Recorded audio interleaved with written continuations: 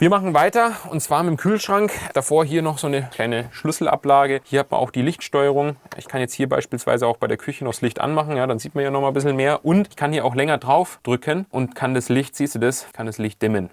Ja, jetzt habe ich gerade alles ausgemacht, Vorführeffekt. Ja, aber das ist eben auch noch ein Vorteil hier beim Vensation, dass man jedes Licht einzeln steuern und dimmen kann.